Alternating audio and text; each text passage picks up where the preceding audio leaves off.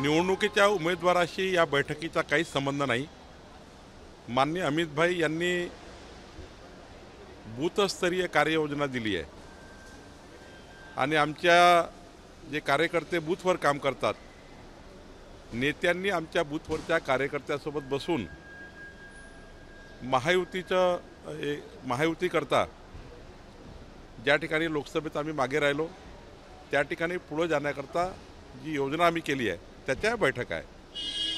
पण पुण्याची जागा ही शिवसेनेकडे आहे। शिंदेची भेट आज नारायण राणेंनी घेतली। कुठेतरी निलेश राणे शिवसेनेत प्रवेश करून पुण्याची जागा लढवतील अशी चर्चा असतात आणि चर्चेला काही विराम नसतो।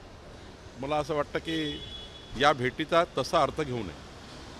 नवरात्रीच्या शिंदे यांनी सावरकरांची स्तुती केलेली आहे। ते म्हणाले की सावरकर हे विज्ञानवादी होते, जातीवादी। स्वातंत्र्यवीर सावरकरांच्या बद्दल पहिल्यांदा काँग्रेस पार्टीतनं कुणीतरी स्तुतीस्तुतीनं उधळली आहेत किंवा त्यांच्या कार्याबद्दल गौरव केला आहे। राहुल गांधींनी यातून शिकवण घेतली पाहिजे। राहुल गांधी यांना सुशील कुमार शिंदेजी भेटले पाहिजे आणि त्यांना सांगितलं पाहिजे की जे काही सुशील कुमार शिंदेजींनी अभ्यास केला आहे स्वातंत्र्यवीर सावरकरांबद्दल राहुल गांधींनी यातून शिकवण घेतली पाहिजे।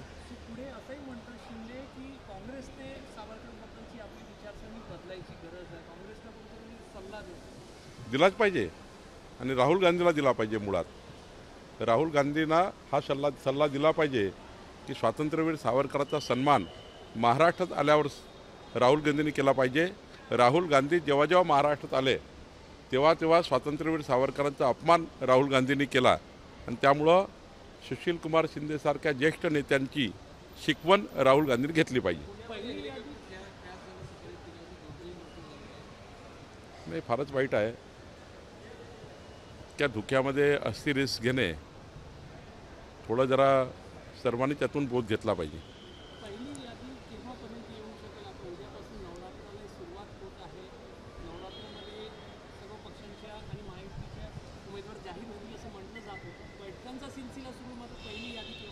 साधारण महाराष्ट्राचा आतापर्यंतच्या निवडणुकीचा आपण विचार केला तर निवडणुकीची आचारसंहिता झाल्यावरच साधारणतः सर्व पक्ष आपल्या याद्या जाहीर करतात। मला वाटतं याची वाट बघूया। अनंत अंबानींनी काल पहिले ठाकरेंची भेट घेतली, त्यानंतर मुख्यमंत्र्यांकडे जाऊन भेटी घेतली, त्यामुळे चर्चा वेगवेगळ्या त्यांचे पारिवारिक संबंध आहे सर्वांशी, त्यामुळं त्या भेटीचा अर्थ काही जोडू नये। सर, हाके आज म्हणाले की जरांगेंना रसद पुरवणारे 50 जे आमदार आहेत ते आम्ही पाडण्याच्या तयारीत आहोत। आमचे आमदार तयार ओबीसीच्या विरोधात ओबीसी आरक्षणाविरोधात जे कोणी बोलले त्यांना आमची पण यादी तयार आहे, आम्ही पण पाडू त्यांना। त्यात रोहित पवारांचे नाव आणि बाकीचे नाव नाही, मला असं वाटतं जरांगेजी असेल हाकेजी असेल सर्वांनी या पाळापाडीच्या भूमिका व्यक्त करू नये। कुणाच्या हाती कुणाला पाडणं नसतं, जनता निर्णय करतं। शेवटी मतदानाचा अधिकार प्रत्येकाला दिला आहे आणि त्यामुळं मी जर म्हटलं उद्या याला पाडतो त्याला पाडतो हे मला वाटतं की आपल्या क्षमतेच्या बाहेर असतं आणि तसं बोलू नये, कुणी बोलू नये। असं ना जरांगीने बोललं पाहिजे ना हाकेने बोललं पाहिजे। शेवटी प्रत्येकाला एक 20-20 वर्षे जनतामध्ये आपण काम करतो, जातीपातीच्या बाहेर जाऊन काम करतो। त्यामुळे जात पात धर्म पंथ आणून निवडणुका लढणे आणि निवडणुकीमध्ये जातीपातीच्या आधारावर निवडणुका लढून त्या ठिकाणी जातीचं प्रदर्शन करणे हे काही महाराष्ट्राला मान्य नाही। महाराष्ट्राची जनता हुशार आहे। जातपात धर्माच्या आधारावर महाराष्ट्राची जनता निर्णय करत नाही।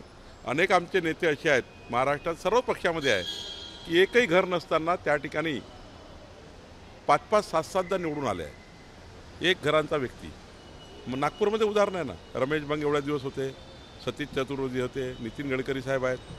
शेवटी जातीपातीच्या राजकारणाने कधीच माणसं मोठे होत नाही आणि त्यामुळे मला असं वाटतं जरांगेजी असेल हाकेजी असेल या सर्वांनी यातून बाहेर निघालं पाहिजे। एबीपी माझा, उघडा डोळे बघा नीट।